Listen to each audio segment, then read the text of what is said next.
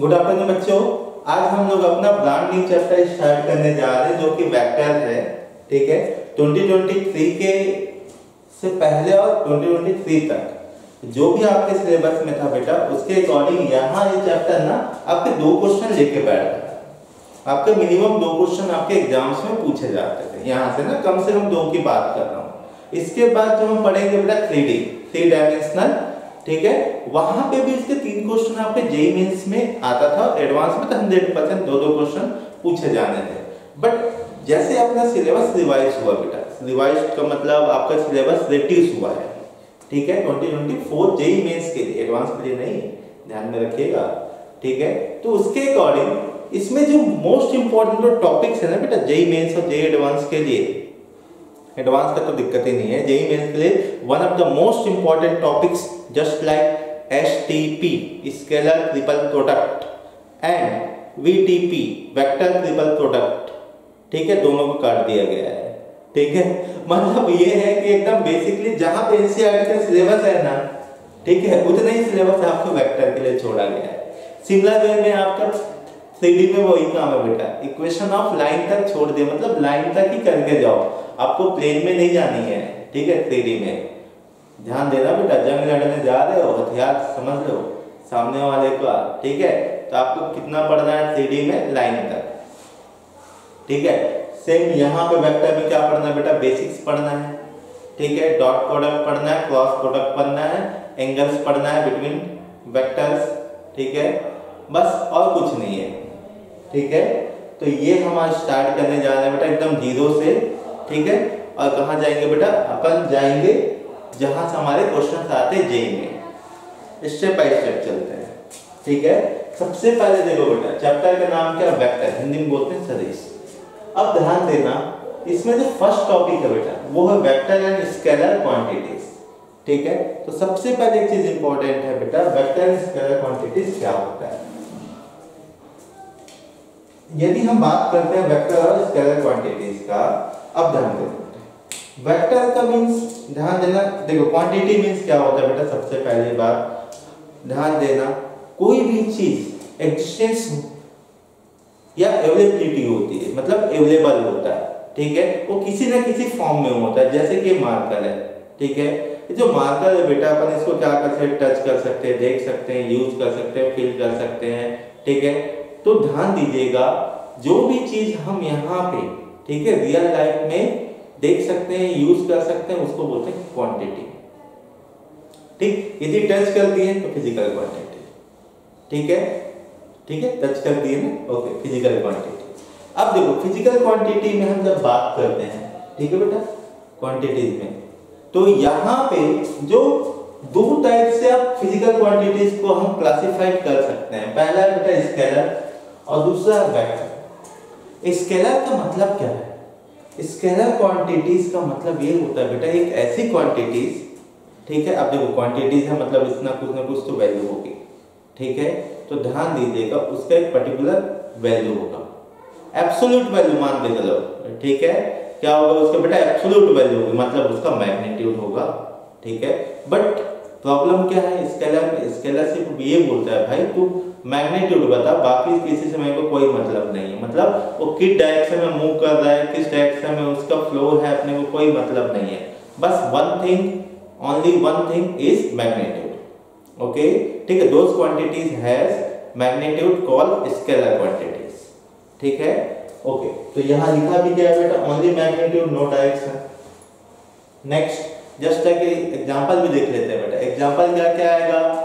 Okay, first example है मास, volume, density, speed. ठीक है, ये सब क्या है बेटा आपके पास स्केलर है। ठीक है, अब वजन है बेटा, इसका मान के चलो 100 ग्राम्स इसका वजन है। ठीक है, मतलब मास है कि नहीं। ठीक है, अब किस डायरेक्शन में है क्या, उससे कोई मतलब नहीं है। ठीक है, बस इसका वेट कितना है बेटा, हाँ 100 ग्राम है, बस इतना देखो। ओके, अब नेक्स्ट वेक्टर क्वांटिटी, ध्यान दीजिएगा, स्केलर में क्या था, मैग्नीट्यूड था, लेकिन वेक्टर में बेटा important, one more important thing, direction include हो जाएगा। ठीक है, a quantity has magnitude as well as direction, one more important thing, and obeys the law of obeys the law of vector law of algebra, ठीक है, ये होने चाहिए। मतलब जो लॉ ऑफ एडिशन है बेटा उसको फॉलो करना चाहिए, ठीक है, ठीक है, उसको क्या करना चाहिए बेटा, फॉलो। ध्यान दीजिएगा, मैग्नीट्यूड, डायरेक्शन और लॉ, तब जाके उसको क्या बोलोगे बेटा, वेक्टर क्वांटिटीज बोलोगे। मैं आपको शॉर्टकट बताता हूं, ठीक है। यदि दोस quantities has 2 or more than 2 units, okay, called vector quantities mostly, ठीक है, and those quantities has a single unit called scalar। कुछ चीजें एक्सेप्शन है आपके पास, एक्सेप्शन है, जैसे आपके पास है बेटा वॉल्यूम है, ठीक है, डेंसिटी है, स्पीड है, ये थोड़ा सा अलग है। बाकी चीजें क्या है, जहां पे आपकी सिंगल यूनिट दिखेगा बेटा, समझ जाना हो, वहां पे क्या मिलेगा आपको, स्केलर क्वांटिटीज मिलेगा। ओके, अब ध्यान देना, मैं आगे बढ़ रहा हूं। मैंने बेसिक सा क्वेश्चन उठाया, is current a vector quantity. मैंने बेसिक सा क्वेश्चन उठाया, क्वेश्चन क्या है बेटा, is current a vector quantity. ध्यान दीजिएगा, जैसे ही आपके पास एक आई आ रहा है, इस पॉइंट पे आने के बाद ये क्या हो गया बेटा, ब्रेक डाउन हो गया। क्या हो गया, ये ब्रेक हो गया। क्या हो गया बेटा, ब्रेक हो गया। अब कई लोग के बच्चे के दिमाग में आएगा, सर ध्यान देना, आई है, हाँ भाई कुछ ना कुछ इसका मैग्नीट्यूड होगा, ठीक है, समथिंग 5 एम्पीयर का करंट फ्लो हो रहा है, ऐसा अपन एज्यूम कर लेते हैं, ठीक है भाई। अब ये ध्यान दीजिए, जो फ्लो हो रहा है बेटा, इसका एक पर्टिकुलर डायरेक्शन है, ओके, कोई इशू नहीं है, ठीक है। तो भाई यहाँ पे डायरेक्शन भी है, यहाँ पे मैग्नीट्यूड भी है, तो बताइए यहाँ पे ध्यान दीजिएगा, क्या ये वेक्टर क्वांटिटी हुआ बेटा? आधे से ज्यादा बच्चे बोलेंगे sir yes it is a vector quantity, but एक इंपॉर्टेंट थिंग ध्यान दीजिएगा, obeys vector law of algebra. तो वेक्टर लॉ ऑफ अलजेब्रा इतना दिमाग में दौड़ाना है। Law of addition of vector ध्यान में दीजिएगा, मतलब जब भी आपको एडिशन चाहिए तो हमेशा याद रखना एक कंप्लीट लूप लग होना चाहिए, मतलब एक क्लोज पाथ होना चाहिए। क्या होना चाहिए बेटा? Close path. बट यहाँ पे क्लोज पाथ है क्या? नहीं। जब क्लोज पाथ नहीं है बेटा तो किसी भी कीमत पे ये लॉ तो लगेगा ही नहीं। जब लॉ नहीं लगेगा तो कहां से ये वेक्टर होगा बेटा? तो अपन क्या बोलेंगे? स्केलर। क्या बोलेंगे? स्केलर। ठीक है, तो ध्यान दीजिएगा, करेंगे स्केलर क्वांटिटीज। ओके, अब next notation and representation of vector. देखो मैं थोड़ा स्पीड कर रहा हूं ना समय का, ठीक है, ध्यान रखते हुए। अब देखिए बेटा, notation and representation of a vector. यदि आपके पास कोई भी एक वेक्टर है बेटा, ठीक है, जैसे वेक्टर ए, ध्यान देना ए है आपके पास, यदि इसको वेक्टर फॉर्म में लिखना, बस कुछ नहीं, उसके ऊपर क्या लगा दो? एरो। क्या लगा दो बेटा? एरो। ठीक है, ये हो गया वेक्टर। ओके, ये क्या शो करता है बेटा? ये शो करता है मैग्नीट्यूड। क्या शो करता है बेटा? मैग्नीट्यूड। अब कई बच्चों के दिमाग में याद होगा सर ये जो एरो है ना, इसका सिग्निफिकेंट क्या है, इसका मतलब क्या है? इसका मतलब ये बेटा, ये बताता है जो एरो है, ठीक है, जितना ध्यान दीजिएगा, ये होता है लेंथ ऑफ वेक्टर। क्या होता है बेटा? ये लेंथ ऑफ वेक्टर। तो ध्यान दीजिएगा इसको, ठीक है। अब आगे बढ़ते हैं नेक्स्ट। अगला टॉपिक है अपना लॉ ऑफ वेक्टर एडिशन। वही बात है बेटा, यही बात, वेक्टर लॉ, ठीक है। तो उसको अपन दूसरे तरीके से जानते हैं बेटा, ध्यान देना। यदि अपने पास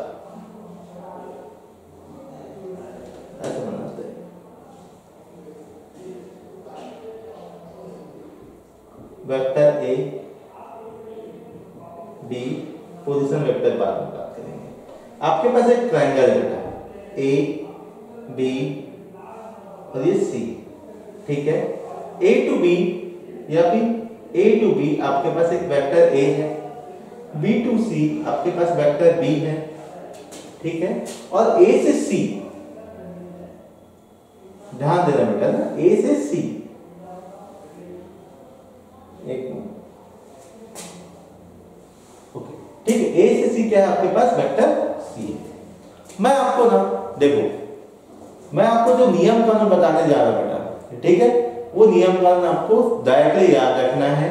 मैं प्रॉपर जो बुकिश लैंग्वेज है उसके अकॉर्डिंग नहीं जा रहा बेटा, मुझे मेन मकसद क्या है मेरा, आप लोगों से क्वेश्चन बनवाना। आप ना यहाँ लगाओ लूप लॉ। क्या लगाओ बेटा? Loop law. डायरेक्टली मैं बात करता हूँ, आपका डायरेक्शन कुछ भी हो, ए बी सी, ये कुछ भी दे दो, ठीक है। अब लूप लॉ लगाना है आपको, क्या लगाना है, लूप। अब बोलोगे सर कैसे? One more important thing, loop law कहाँ लगेगा? जब भी आपके पास क्लोज सर्किट होगा, मतलब क्लोज डायग्राम होगा, तभी लूप लॉ पॉसिबल है। और ये किसी भी टाइप के डायग्राम में एप्लीकेबल है, सिर्फ ये नहीं ट्रायंगल में। आप चाहो क्वाड्रिलेटरल ले लो, ठीक है, या पेंटागन ले लो, या हेक्सागन ले लो, कुछ भी लो, या पॉलीगॉन लो, सीधी बात पॉलीगॉन, वहां पे भी आप लूप लॉ अप्लाई कर सकते हो, बस ये दिमाग में रखिएगा, ठीक है। अब बोलोगे सर लूप लॉ क्या है, ठीक है। अब ध्यान देना, अपन ऐसे सोचते हैं, ठीक है, ये क्या है बेटा, क्लॉकवाइज, क्या है आपके पास, क्लॉकवाइज, और ये क्या है बेटा आपके पास, एंटी क्लॉकवाइज। जब भी क्लॉकवाइज होगी आपकी वैल्यू क्या होगी, नेगेटिव। जब भी एंटी क्लॉकवाइज होगी बेटा आपको लेना है पॉजिटिव, ठीक है, ये दिमाग में रखना। अभी देखो लूप लॉ सबसे अच्छा लॉ इसलिए है बेटा, जब भी ऐसा कैलकुलेट करना हो वो फ्रीली छोड़ देता है कि आप चाहे क्लॉकवाइज यूज करो चाहे एंटी क्लॉकवाइज। यदि मैं अपना डायरेक्शन देता हूँ क्लॉकवाइज, अपने ऊपर है ना, दोनों में ले लो, अच्छा इसमें एंटी क्लॉकवाइज लेते हैं, कोई इशू नहीं। अब ध्यान देना, जो भी इसके डायरेक्शन में जो भी वेक्टर होगा बेटा वो पॉजिटिव काउंट किया जाता है। क्या काउंट किया जाता है, पॉजिटिव। जो भी इस वेक्टर के, ध्यान देना, ओके, अपोजिट डायरेक्शन में उसका वेक्टर होगा, मूवमेंट होगा, उसको बोलेंगे बेटा नेगेटिव। जैसे देखो ये इस डायरेक्शन में मूव कर रहा है तो ध्यान देना बी अपोजिट है, देखो ये इस डायरेक्शन में मूव कर रहा है, बी अपोजिट मतलब आएगा बेटा नेगेटिव। फिर यहाँ देखो अपन यहाँ पहुंच चुके हैं, अब पहुंचना ए तक, तो यहाँ देखो बेटा बी ए, तो ऐसे जाके बी ए है आपके पास, तो ए क्या है बेटा, अपोजिट, अपोजिट मतलब नेगेटिव। फिर ध्यान दीजिएगा वंस अगेन यहाँ पे AC वेक्टर पे जाना आपको ना, ठीक है, तो किसके अकॉर्डिंग क्या है, AC, तो यहाँ पे देखो बेटा C है, इसका मतलब ये भी क्या हो गया आपके पास, नेगेटिव, इज इक्वल टू क्या लिख देना, 0। तो यहाँ अल्टीमेट क्या डेटा आ रहा है आपके पास, vector A plus vector B plus vector C is equal to 0, ठीक है। ये बेटा लूप लॉ आप कहीं भी अप्लाई कर सकते हो, ठीक है। अब अगला यहाँ लगा बेटा, अब एंटी क्लॉकवाइज, इसके डायरेक्शन में जो भी होगा पॉजिटिव लेना, अपोजिट होगा तो नेगेटिव लेना। इधर देखो, हाँ भाई, ये आपके पास है ए वेक्टर, बी वेक्टर और सी वेक्टर, तो ध्यान देना ये हो गया सी वेक्टर, ठीक है। आफ्टर सी वेक्टर के बाद ध्यान दीजिएगा बेटा ये अपोजिट हो गया तो माइनस ए वेक्टर, ठीक है। फिर जब इसके डायरेक्शन में तो क्या होगा बेटा, plus B vector is equal to 0, तो यहाँ से क्या मिला, vector B plus vector C is equal to A vector, ये हो गया बेटा आपके पास। तो ध्यान देना आप लूप लॉ कहीं पे भी अप्लाई कर सकते हो, आप चाहे एंटी क्लॉकवाइज लो चाहे क्लॉकवाइज लो, बस ये देखना है डायरेक्शन जो भी रहेगा बेटा पॉजिटिव लेना, सेम डायरेक्शन का, अपोजिट जहां पे भी होगा आपको लेना नेगेटिव, ठीक है, नोट करिए। फिर आगे बढ़ते हैं।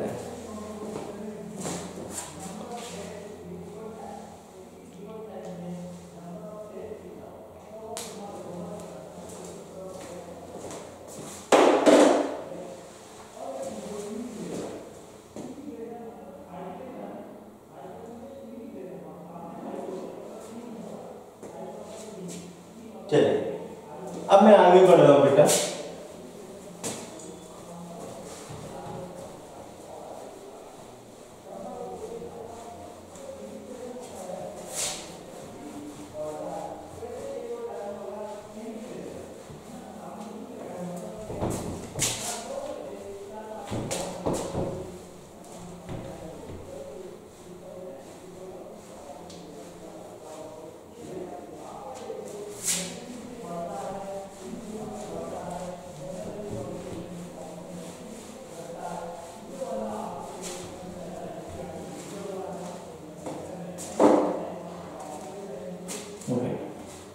अगला बेटा, ठीक है,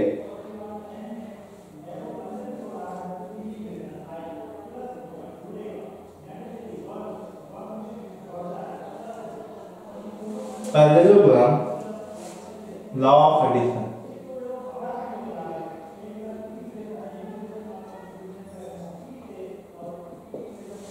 ठीक है। पैरेललोग्राम लॉ ऑफ एडिशन की जब बात करते हैं बेटा ध्यान दीजिएगा, जैसे कि आप पैरेललोग्राम पहले ड्रॉ करते हैं, ठीक है। ये भी मेरे पास एक वेक्टर ए है बेटा, ठीक है, एक वेक्टर क्या है बी है और दोनों एडजेसेंट है, ठीक है। तो ध्यान दीजिएगा जो वेक्टर ए है ना, ठीक है, उसके पैरेलल एक लाइन खींचिए, वेक्टर बी के भी क्या करिए बेटा पैरेलल लाइन खींचिए, ठीक है। तो आपको जो स्ट्रक्चर मिलेगा बेटा वो मिलेगा पैरेललोग्राम। क्या मिलेगा बेटा पैरेललोग्राम। तो ध्यान दीजिएगा ये भी वेक्टर बी होगा, ये भी वेक्टर ए होगा, ठीक है।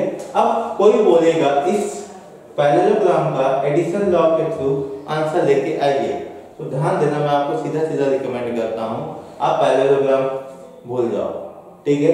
एक काम करिए, एक डायगोनल ड्रॉ करिए। क्या ड्रॉ करना है बेटा डायगोनल, ठीक है भाई, डायगोनल ड्रॉ कर दिए। अब जैसे डायगोनल ड्रॉ करोगे बेटा आपके पास दो ट्रायंगल्स हो जाएंगे, एक आपके पास T1 हो गया, एक आपके पास सेकंड ट्रायंगल है, ठीक है। अब हमने प्रीवियस टॉपिक में पढ़ा है बेटा law of addition of vector पढ़ा है, उसमें हमने ट्रायंगल्स के ऊपर डिस्कस किया था बेटा। तो हम यहाँ पे भी उसी चीज को फॉलो करेंगे। ये हमारे ऊपर डिपेंड करता है बेटा हम क्लॉकवाइज लें या एंटी क्लॉकवाइज लें। जैसे लिए तो अपने पास जो डायगोनल है बेटा उसके वेक्टर क्या मिलेंगे, ध्यान दीजिएगा। अब सेम डायरेक्शन में आपके, अच्छा एक काम करो इसको ना एंटी क्लॉकवाइज ले लो, ठीक है। अब इसके डायरेक्शन में कौन है बेटा वेक्टर बी है, ठीक है भाई वेक्टर बी है, ओके। और इसके डायरेक्शन में क्या है बेटा वेक्टर ए भी है, तो वेक्टर ए, तो vector A plus vector B is the vector of diagonal, ठीक है, वेक्टर ऑफ डायगोनल। जैसे कि आपके पास P Q R S एक पैरेललोग्राम है बेटा, तो Q और S वेक्टर Q S चाहिए, तो क्या मिलेगा बेटा vector A plus vector B, ठीक है। ये डायगोनल है, ये बहुत इंपॉर्टेंट है, ध्यान दीजिएगा, ठीक है। अब सिमिलर वे में आप चाहो तो सेकंड डायगोनल भी कैलकुलेट कर सकते हो। तो सेकंड डायगोनल जब कैलकुलेट करने जाओगे बेटा ध्यान देना, तो आपके पास ये ट्रायंगल हो जाएगा। इसमें देखो आप क्लॉकवाइज को चलो एंटी क्लॉकवाइज लेते हैं, तो यहाँ पे आपके पास जो PR है वेक्टर PR आपको क्या मिलेगा भाई, इसके डायरेक्शन में वेक्टर B है, ठीक है, और अपोजिट में क्या वेक्टर वेक्टर A, तो इसके लिए क्या हो जाएगा बेटा vector B minus vector A, ठीक है। इधर सेकंड डायगोनल आप बोलोगे सर डायगोनल निकालने क्यों सिखा रहे हो, आगे जाके बेटा जब एरिया ऑफ पैरेललोग्राम पढ़ेंगे ना तो वहां पे डायगोनल्स काम में आएंगे, ठीक है। आई होप इतना समझ में आ गया होगा। अब मैं आगे बढ़ता हूं बेटा, आप जल्दी जल्दी नोट करिए, ठीक है।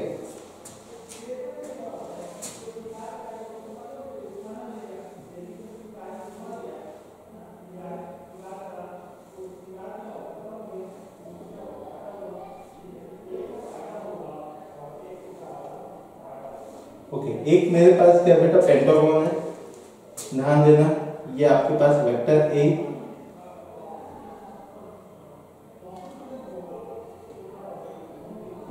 बी सी, मैं क्वेश्चन के अकॉर्डिंग लिख रहा हूं बेटा, ठीक है, अपनी मर्जी से नहीं लिख रहा हूं, क्वेश्चन ध्यान दीजिएगा, ओके।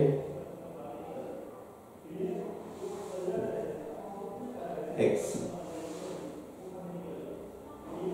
ओके, ठीक है।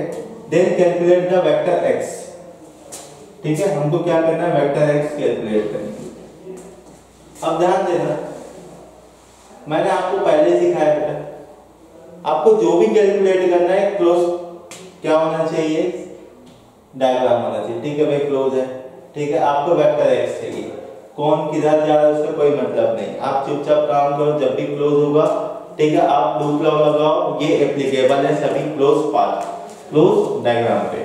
आप क्लॉकवाइज लो या एंटी क्लॉकवाइज लो, कोई नियम कानून नहीं है, ठीक है। तो यहाँ देखो बेटा क्लॉकवाइज में देखो x सेम डायरेक्शन में तो वेक्टर x, d भी सेम डायरेक्शन में है बेटा तो वेक्टर d, c अपोजिट में है तो बेटा वेक्टर c नेगेटिव में। उसके बाद देखो बेटा आपके पास क्या होगा, हाँ b भी same direction, okay, a opposite direction में, और सब वेक्टर्स का जो सम है बेटा ऑलवेज 0 के इक्वल होगा। ऑलवेज किसके इक्वल होगा बेटा 0 के इक्वल होगा। मुझे चाहिए वैल्यू ऑफ x मतलब वेक्टर x का, बाकी को भगा लो बेटा, a minus B plus C minus D vector. This is the required value of vector x। ठीक है, आप ये नोट कर लीजिए। मैं आगे बढ़ता हूँ।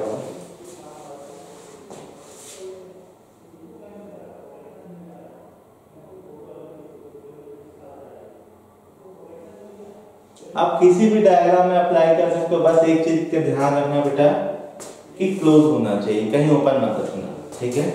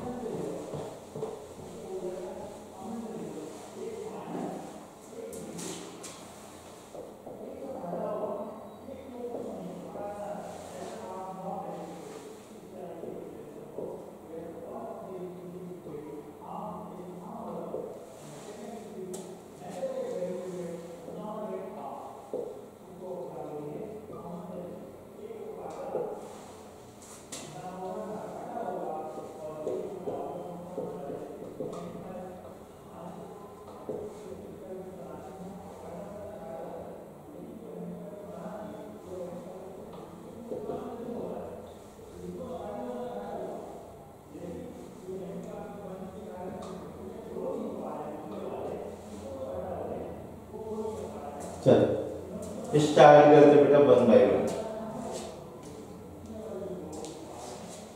ध्यान दें, टाइप्स ऑफ वेक्टर जो अपने काम का हम उस पर डिस्कस करेंगे। तो सबसे पहले बेटा जीरो वेक्टर या नल वेक्टर।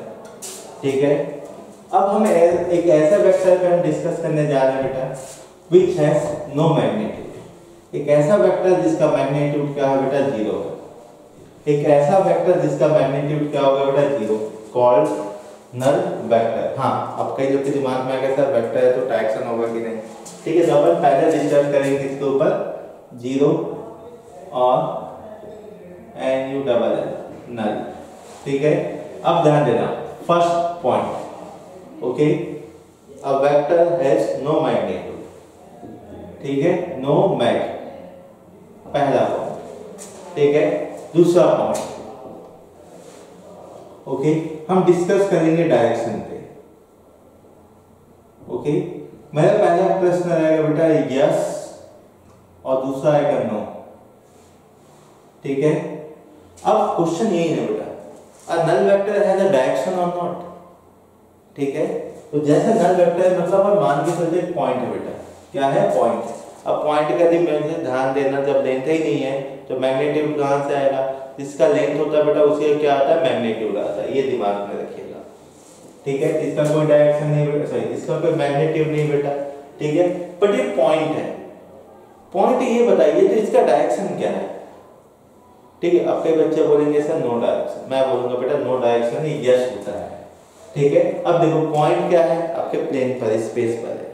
ठीक है, वो क्या है फ्री है, कहीं भी मूव कर सकता है। ठीक है, कहीं पे भी वो मूव कर सकता है। ध्यान देना इसका डायरेक्शन कुछ भी हो सकता है बेटा, इसका डायरेक्शन कुछ भी हो सकता है, इन आउट कुछ भी। ठीक है, तो कोई भी डायरेक्शन में क्या कर सकता है बेटा मूव कर सकता है। मींस इस टाइप से डायरेक्शन को बोलते हैं आर्बिट्री।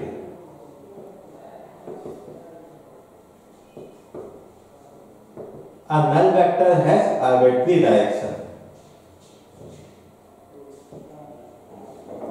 ठीक, ओके, अब आगे बात करेंगे बेटा second unit vectors. Okay, if you have a vector A, यदि कोई एक वेक्टर ए है। ठीक है, ओके बेटा, और इसका मैग्नीट्यूड क्या है मॉड ऑफ ए होगा इसका मैग्नीट्यूड। ठीक है, अब यूनिट वेक्टर को जो रिप्रेजेंट करते हैं बेटा वो करते हैं ए कैप से। किससे रिप्रेजेंट करते हैं ए कैप से। ये होता क्या है, हम यहाँ बेटा क्या करते हैं वेक्टर ए, जिस वेक्टर का यूनिट वेक्टर निकालना है उसको लिख दो और उसको ना डिवाइड कर दो उसके मैग्नीट्यूड के साथ। क्या कर दो बेटा उसके मैग्नीट्यूड के साथ डिवाइड कर दो। ठीक है, ये जो हमने लिखा है यही आपका यूनिट वेक्टर है। ये क्या आपका यूनिट वेक्टर है। ठीक है, आई थिंक ये समझ में आ गया होगा। ठीक है, अब कई लोग के दिमाग में ये भी आ रहा होगा सर आई जे के हम वेक्टर्स में देखते हैं वो क्या है, ठीक है। ओके, तो एक काम करते हैं अपन ना, ध्यान देना बेटा जब वेक्टर पढ़ोगे ना 12th में, तो ध्यान देना 3D को भी दिमाग में रखना, और यहाँ पे जब आप स्टडी करोगे तो मान के चलो कि आप 3D में पढ़ोगे, 3 एक्सिस में, ये x y z, ये आपके पास ओरिजिन, ठीक है। ओके, ध्यान देना बेटा, unit vector in the direction of x axis, यदि x एक्सिस के डायरेक्शन पे यूनिट वेक्टर लिखना हो तो लिखा जाता है बेटा आई कैप, क्या लिखा जाता है आई कैप, ठीक है। Same once again in the direction of y axis वो लिखा जाएगा बेटा जे, जे, फिर z axis in the direction of z axis, तो क्या हो जाएगा आपके पास k है, क्या हो जाएगा बेटा आपके पास k, ठीक है। ये ध्यान दिमाग में रखना बेटा, यूनिट वेक्टर जब भी बोला जाएगा ए कैप के ऊपर सोचना, ए वेक्टर नहीं होगा, जो भी वेक्टर होगा उसका कैप सोचना, वो निकलता कैसे बेटा, जिस वेक्टर का यूनिट वेक्टर की बात कर रहा है उसको लिखो, उसको डिवाइड कर दो बेटा आप किससे, उसके मॉड्यूलस से, ठीक है, मॉड से। अभी देखो यदि मुझे आई जे के ऊपर बात करनी है तो यहाँ क्या होगा, unit vector in the direction of x axis, क्या बोलेंगे आई, मतलब आई जे के क्या शो करता है बेटा डायरेक्शन, ठीक है। और किसका डायरेक्शन शो करता है बेटा, यूनिट वेक्टर्स के डायरेक्शन शो करते हैं, ठीक है। जेड एक्सिस में के, वाई एक्सिस में जे, ठीक है, ये हो गया। अब आगे बढ़ते हैं बेटा, फर्दर आगे बढ़ता हूँ यहाँ पे मैं, ठीक है। अपन दो के ऊपर बात हो चुकी है ना टाइप्स में, अब थर्ड जिसके ऊपर अपने को बात करनी है फ्री वेक्टर्स। आपके सिलेबस में बेटा क्लास 12 के सिलेबस में, ठीक है, जितने भी वेक्टर आप पढ़ोगे, जितने भी वेक्टर आप पढ़ोगे बेटा सभी के सभी क्या होंगे, फ्री वेक्टर्स होंगे। क्या होगा बेटा, फ्री वेक्टर्स। अब फ्री वेक्टर्स होता क्या है देखते हैं।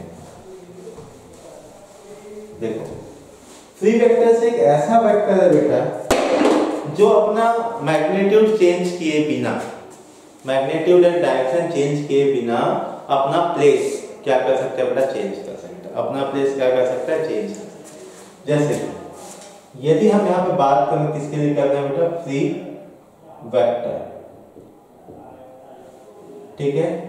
देखो ये अपने पास कोई प्लेन है बेटा, ये अपना एक्स वाई प्लेन लेते हैं, चलो स्टार्टिंग में यदि मेरे पास एक वेक्टर है बेटा, ठीक, कुछ भी वेक्टर, वेक्टर बी, चलो तो vector B has a some direction and some magnitude, सीधी सी बात है बेटा, मैग्नीट्यूड भी होगा डायरेक्शन भी होगा, कुछ मत करो, इसको पकड़ो, ठीक है, बस इसी प्लेन पे रखना बेटा, कहीं उठा के दूसरे प्लेन में नहीं फेंक देना, ठीक है। तो ध्यान देना आप उसको कहीं पे भी मूव कर सकते हैं, लेकिन जब मूव करोगे बेटा तो एक चीज के दिमाग में रखना, उसके आइडेंटिफिकेशन में कोई भी फर्क नहीं आनी चाहिए। आइडेंटिफिकेशन में मतलब बी वेक्टर है तो बी वेक्टर ही रहेगा, उसका मैग्नीट्यूड यदि 1 है तो 1 ही रहेगा, जिसका डायरेक्शन लेफ्ट टू राइट है मतलब in the direction of x y होगा तो एक्स वाई पे ही होगा, मतलब डायरेक्शन में कोई चेंजेस नहीं करना, मैग्नीट्यूड में भी कोई चेंजेस नहीं करना, बस उसको उठा के उसके पोजीशन को चेंज कर सकते हो। चाहे आप यहाँ भी कर सकते हो बेटा, चाहे आप यहाँ भी कर सकते हो, चाहे आप यहाँ पे भी कर सकते हो, आप कहीं पे भी इसको मूव करा सकते हो, ठीक है। ये हो गया फ्री वेक्टर। अब फ्री वेक्टर्स पे ही हम पूरा चैप्टर डिस्कस करेंगे, नोट करो।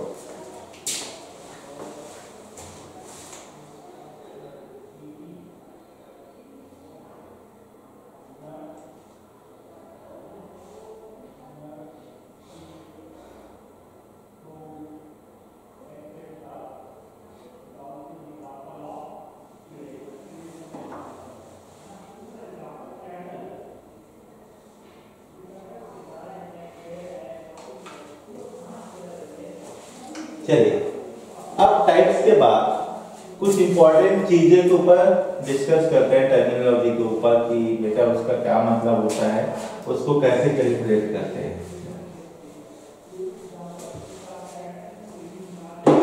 पहली चीज जो इंपॉर्टेंट हमको डिस्कस करनी है, पहला बात करना बेटा पोजीशन वेक्टर।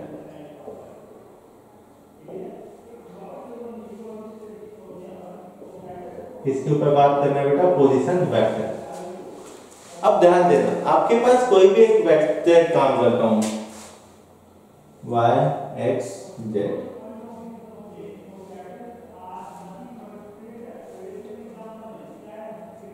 ठीक, आपके पास एक पॉइंट है बेटा। देखो पोजीशन वेक्टर का मतलब क्या है भाई, एक जिसके ऊपर हमको चेक करना है उसका पोजीशन क्या है। भाई पोजीशन पूछ तो रहे हैं, लेकिन कुछ ना कुछ तो रेफरेंस पॉइंट होगा कि भाई हम किसके रेफरेंस पे उसका पोजीशन बताएंगे। तो हमेशा ऑलवेज ध्यान रखना, जो ओरिजिन होगा बेटा उसी के रिस्पेक्ट में आप कोई भी वेक्टर पोजीशन वेक्टर बताओगे, ठीक है, कोई भी का ध्यान देना, ठीक है, जब तक कोई स्पेसिफिक ना करे। अब देखो बेटा, यदि इसका मैं ले लिया, आप कुछ भी ले सकते हो 1 2 3, आप कोई भी एक कोऑर्डिनेट ले लो, ठीक है, और ये आपके पास ओरिजिन है बेटा। ओके, चलो 1 2 3 बाद में सोचते हैं। यदि पोजीशन वेक्टर ऑफ P पूछा है, मतलब आप क्या करो बेटा, आप ओरिजिन से इसको ज्वाइन करो। मतलब आपसे क्या पूछा है, आपसे पूछा गया है बेटा OP, क्या पूछा गया है OP, ठीक है। पॉइंट P का पोजीशन वेक्टर जब भी बोलेगा आप सोचना OP। OP का मतलब क्या है बेटा, P minus O, P minus O, ठीक है। तो यहां यदि इसके O है, O मतलब 0 है, ठीक है, ओके। तो यहाँ पे इसके कोऑर्डिनेट क्या होंगे बेटा, x y z, तीनों को कोऑर्डिनेट क्या होगा 0, 0, 0, और इसके बाद 1 2 3, चलो ले लेते हैं। इसके लिए क्या हो जाएगा बेटा, ध्यान देना, अब ध्यान देना, 1 क्या शो करता है इन the direction of x axis, और जो भी x एक्सिस के डायरेक्शन में होता है बेटा उसके साथ कौन आता है i, ये हो जाएगा अपने पास i कैप, फिर प्लस y मतलब 2j, फिर प्लस 3k, ये हो गया बेटा आपके पास P वेक्टर, ठीक है। अब O वेक्टर क्या है, 0i 0j और 0k कैप। तो यहां से अल्टीमेट क्या हो गया भाई, माइनस को i cap minus 2j cap plus 3k cap, ये हो गया बेटा OP वेक्टर, ठीक है। तो position vector of P is i plus 2j plus 3k cap, ये हो गया बेटा, ठीक है, ये हो गया पोजीशन वेक्टर। अब कई लोग के दिमाग में आ रहा है सर, हम जब वेक्टर पढ़े तो i j के आ गया, यदि यहाँ पे कार्टेशियन पढ़े तो क्या होगा। तो ध्यान देना, एड्रेस ऑफ पॉइंट की बात करते हैं, किसकी बात करते हैं बेटा, एड्रेस ऑफ पॉइंट्स की बात करते हैं। यदि अपने पास कोई पॉइंट है बेटा, यदि अपने पास क्या है, कोई पॉइंट है, तो उसके अकॉर्डिंग, ठीक है, तो अपन यहाँ पे कैसे शो करते हैं बेटा, प्लेन पर, ठीक है। अब देखो बेसिकली जो होता है आपका एड्रेस ऑफ पॉइंट का मतलब कि भाई यहाँ जो पोजीशन वेक्टर की बात कर रहे हैं ना, तो जो वेक्टर है ना P, वो कहाँ पे है, ठीक है, किस प्लेन पर है, स्पेस पे कहाँ पे अवेलेबल है, ठीक है, मतलब एड्रेस बता रहा है वो। पोजीशन का मतलब एड्रेस बता रहा है। चलो ठीक है, यहाँ देख लेते हैं। यदि आपके पास एड्रेस ऑफ पॉइंट की बात करते हैं, यदि हम बात करते हैं कार्टेशियन की, किसकी बात करते हैं बेटा, कार्टेशियन की, और यहाँ पे पोजीशन वेक्टर की बात करते हैं या वेक्टर फॉर्म, ठीक है, कार्टेशियन फॉर्म या वेक्टर फॉर्म। यदि जब भी आपको कार्टेशियन या वेक्टर फॉर्म में लिखना हो तो क्या होगा बेटा, P 1 2 3, बस अब पॉइंट के फॉर्म में लिख दो। 1 क्या शो करता है बेटा, डिस्टेंस फ्रॉम x एक्सिस, 2 क्या है बेटा, distance from y axis, and z क्या है बेटा, डिस्टेंस फ्रॉम z एक्सिस, मतलब 3 क्या होगा, डिस्टेंस फ्रॉम z एक्सिस। मतलब आप यहाँ पे जब कार्टेशियन की बात करोगे ना, आप डिस्कस करोगे कोऑर्डिनेट पे, इस पे बात करोगे बेटा कोऑर्डिनेट, ठीक है। बट जब आप वेक्टर की बात करोगे, ठीक है, किसकी बात करोगे बेटा, वेक्टर फॉर्म की, तो आप बात करोगे पोजीशन वेक्टर की। मींस वेक्टर P क्या होगा बेटा, i cap 2j cap plus 3k cap, ये होगा। तो ये मेरे हिसाब से आपको समझ में आ गया होगा। जब भी आपको किसी का लोकेशन बताना हो, दो तरीके से बता सकते हैं, एक वेक्टर फॉर्म में, एक कार्टेशियन में। जब भी कार्टेशियन में होगा बेटा कोऑर्डिनेट्स मिलेंगे, और जब भी वेक्टर में होगा बेटा पोजीशन वेक्टर मिलेंगे। और पोजीशन वेक्टर निकालते कैसे हैं? With respect to origin. ठीक है, नोट करिए।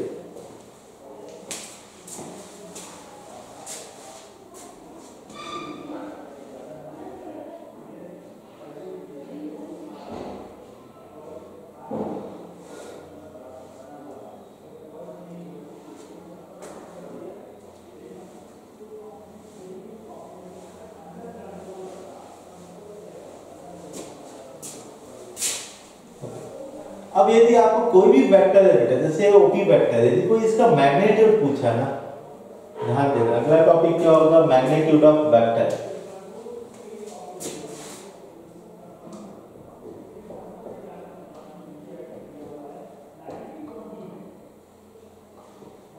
ठीक, जैसे अपने पास ओपी वेक्टर, कुछ मत करो बेटा, जब भी आपको मैग्नीट्यूड बोलेगा ना, हमने आपको क्या बताया बेटा? लेंथ। ठीक है, जो भी एरो होता है वही लेंथ दिखाता है आपके वेक्टर्स को, बस उसी का लेंथ कैलकुलेट करते हैं, वही मैग्नीट्यूड होता है। मतलब आपको अल्टीमेट आपको कैलकुलेट करना है डिस्टेंस। क्या कैलकुलेट करना है बेटा? डिस्टेंस। तो कुछ नहीं बेटा, डिस्टेंस फार्मूला तो जिंदा है, लगा दो। डिस्टेंस फार्मूला क्या होता है? x2 - x1 का होल स्क्वायर। तो बेटा यहाँ पे भी है, x1 ये है, y1 ये है, z1 ये है, x2 y2 z2 इधर आना है। तो क्या हो जाएगा बेटा? यहाँ पे 1 का स्क्वायर प्लस 2 का स्क्वायर प्लस 3 का स्क्वायर।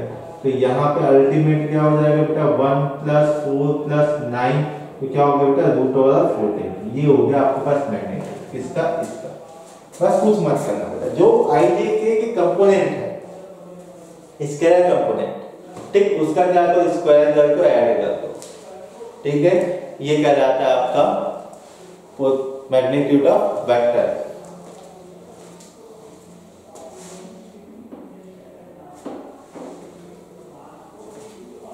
अब मैग्नीट्यूड के बाद अपन बात करेंगे बेटा मल्टीप्लिकेशन ऑफ वेक्टर्स।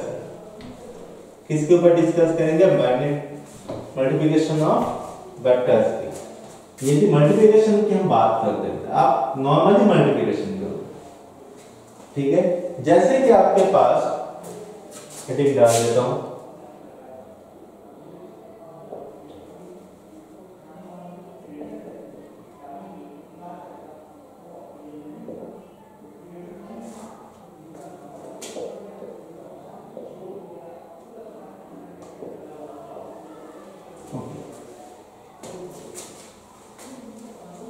जैसे कि आपके पास अभी हमने लिया था बेटा ओपी वेक्टर क्या था? i j + 3k। यदि कोई बोलेगा 2 × ओपी वेक्टर करो, मतलब कोई भी स्केलर क्वांटिटी आ गई बेटा मल्टीप्लिकेशन के लिए बोलेगा, कुछ मत सोचो, बस 2 लिखो, i 2j + 3k। जैसे मल्टीप्लिकेशन करते हैं बेटा, बचपन से करते हैं, बस यहाँ पे भी वही करो। मीन्स क्या हो जाएगा? 2i + 4j + 6k। ठीक है, ये हो गया। अब ध्यान देना, यदि मल्टीप्लिकेशन ऑफ वेक्टर्स की बात करते हैं बेटा, दो टाइप्स ऑफ मल्टीप्लिकेशन होता है यहाँ पे। ठीक है, बेसिकली बोला जाएगा। ठीक है, अपन बात करेंगे पहला आगे जाके DOT डॉट प्रोडक्ट। सेकेंडली जिसके ऊपर हम बात करेंगे क्रॉस प्रोडक्ट। ठीक है, अभी ध्यान दीजिएगा, दोनों से आपके जेईई मेंस और जेईई एडवांस में क्वेश्चन पूछे जाते हैं। अब तो 100% पूछा ही जाना है। क्यों पूछा जाना है बेटा? क्योंकि 110% बेटा आपके पास जो चैप्टर था मेंस में, एक टॉपिक था, दो टॉपिक, स्केलर ट्रिपल प्रोडक्ट और वेक्टर ट्रिपल प्रोडक्ट, दोनों क्या हो गए बेटा? कैंसिल हो चुके, हटा दिया है। ठीक है, इसलिए। लेकिन यहां तक पहुंचने से पहले कुछ और इंपॉर्टेंट चीजें जिसके ऊपर हमको बात करनी है। सबसे पहली बात, और कोलिनियर वेक्टर्स। हम बात किसके ऊपर करेंगे बेटा? कोलिनियर वेक्टर्स के ऊपर।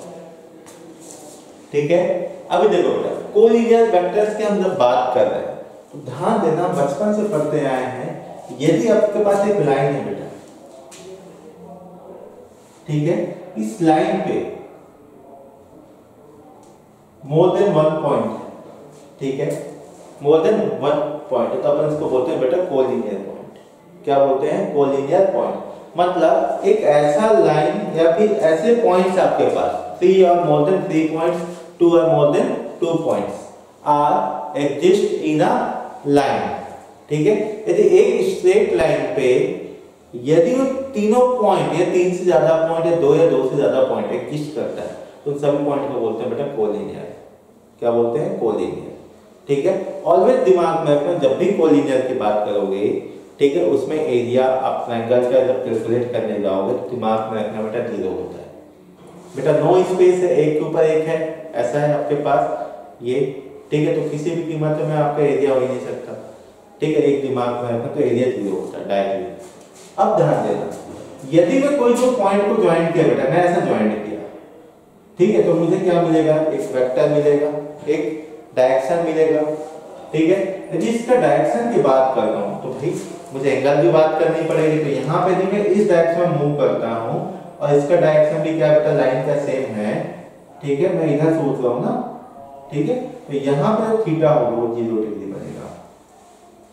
यदि कोई बच्चा, ओके ध्यान देना, डायरेक्शन ऐसा है लाइन का, वो ऐसा ज्वाइन कर गया, ठीक है, तो वहां पे जो एंगल होगा बेटा वो होगा 180। ठीक है, क्या होगा 180। मतलब जब भी कोलिनियर की बात करोगे एंगल इन बिटवीन 180 से 0 यही होगा, 0 to 180। अब कई लोग के दिमाग में यही आ रहा होगा कि सर इतना ही क्यों जाएगा फर्स्ट और सेकंड क्वाड्रेंट में, थर्ड और फोर्थ में क्यों नहीं आएगा। देखो बेटा ये आपका इसी डायरेक्शन में, आप नीचे नहीं आ रहा, पॉसिबल ही नहीं है बेटा। ठीक है, क्योंकि कोलिनियर पॉइंट्स है ना। ठीक है, तो कोलिनियर होगा तो लाइन पे ही ज्वाइन होगा, ये आपके पास होगा। अब जब हम कोलिनियर के ऊपर बात करते हैं, कोलिनियरिटी के ऊपर, तो कोलिनियरिटी को हम 2 पार्ट्स में डिवाइड करते हैं। ठीक है, कोलिनियर वेक्टर्स के लिए हम 2 तरीके से बात करेंगे। अच्छा एक चीज और बोल सकते हैं, यदि जब मैंने इसको ज्वाइन किया बेटा, ठीक है, तो ध्यान देना जब भी आपके पास एक वर्ड आया बेटा कोलिनियर तो समझ जाना यहाँ पे इंपॉर्टेंट चीज, जो भी वेक्टर्स आप यहाँ पे देखोगे बेटा ऑलवेज क्या होगा, पैरेलल होगा, पहली चीज। यदि सेकंड पार्ट, अच्छा यदि छोड़ो सेकंड पार्ट, यदि पैरेलल है मतलब प्रोपोर्शनल होगा।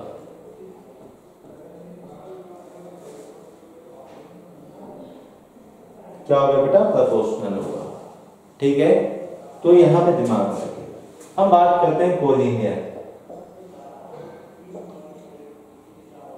वेक्टर। ओके, यहाँ पे बेटा अपन 2 टाइप के कोलिनियर वेक्टर्स को हम डिस्कस करेंगे। पहला हम पढ़ेंगे बेटा लाइक और दूसरा अनलाइक। ठीक है, हम पढ़ेंगे लाइक वेक्टर और सेकेंड पढ़ेंगे बेटा अनलाइक वेक्टर।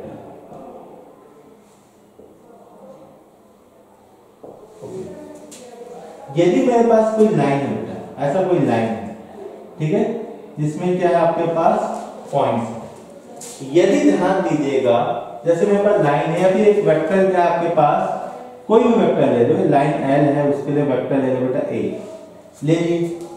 ठीक है, यदि यहाँ पे थीटा क्या हो गया बेटा 0 डिग्री बना। अब 0 कब बनता है, जब मैं यहाँ पे एक और वेक्टर कंसीडर करता हूँ, एक वेक्टर बी कंसीडर करता हूँ। Vector A and vector B has same direction. Vector A and vector B has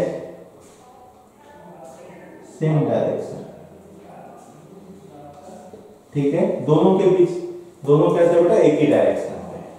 ठीक है, एंगल क्या बन रहा है 0, मींस क्या होगा बेटा ये पैरेलल होगा। क्या होगा बेटा ये पैरेलल होगा। अभी जो पैरेलल है तो जब भी आपके पास ऐसा पैरेलल दिखेगा बेटा तब उसको बोलोगे बेटा लाइक वेक्टर। क्या बोलोगे, लाइक वेक्टर। क्या बोलोगे बेटा, लाइक वेक्टर। अब ध्यान दीजिएगा, आपके पास एक लाइन है, यहां पे बेटा आपके पास एक वेक्टर ए है, ठीक है, और दूसरा वेक्टर मैग्नीट्यूड कुछ भी हो सकता है बेटा, डायरेक्शन की बस बात होती है।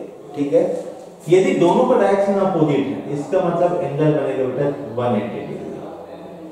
क्या बनेगा 180 डिग्री। यहां पर लिख सकते हैं vector A and vector B okay has opposite direction. क्या बोलोगे बेटा? Opposite direction. यदि अपोजिट डायरेक्शन है दोनों का तो क्या बोलोगे बेटा? ये अनलाइक है। देखो नो डाउट आपके पास ये पैरेलल तो होंगे, ठीक है, ये पैरेलल ही होगा ना बेटा, ध्यान रखना कि दोनों के बीच में ध्यान देना बेटा सेम है, एंगल 180, ये कहलाएगा अनलाइक। तो दिमाग में रखना अनलाइक कब होगा? लाइक का होगा। लाइक मतलब सेम डायरेक्शन, अनलाइक मतलब अपोजिट डायरेक्शन, ठीक है।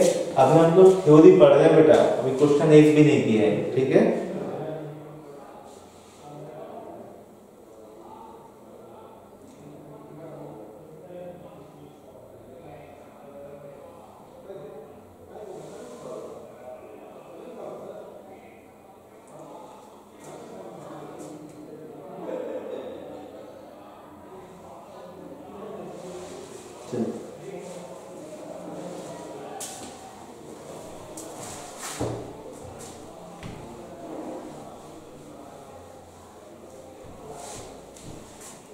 आगे बढ़ते हैं। If two vectors are parallel, then they are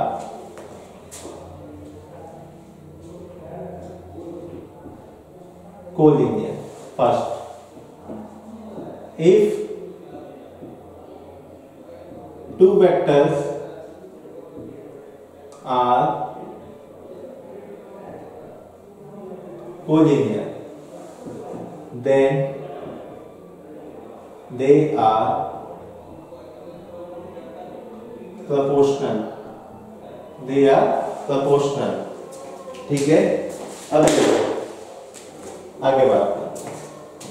If vector है proportional है collinear, okay. Third point, if two vectors are collinear, then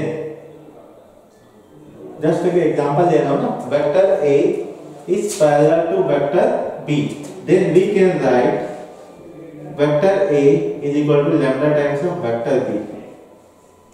Vector A is equal to lambda times of vector B, ठीक है, ध्यान देना। B lambda is any parameter, ठीक है, anything, any parameter, okay, ध्यान रखिएगा, ठीक, नोट करिए।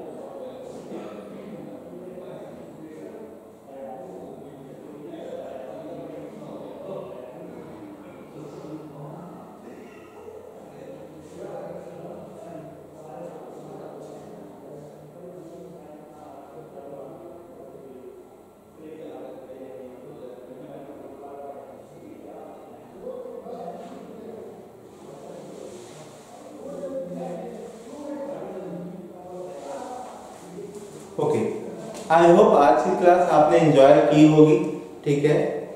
ओके, कोई भी डाउट होने से आप कमेंट बॉक्स में डाल सकते हो, और मैं आपसे उम्मीद करूंगा बेटा ये जो आज हमने लेक्चर लिया है इसको बहुत अच्छे से आप स्टडी करके आओगे।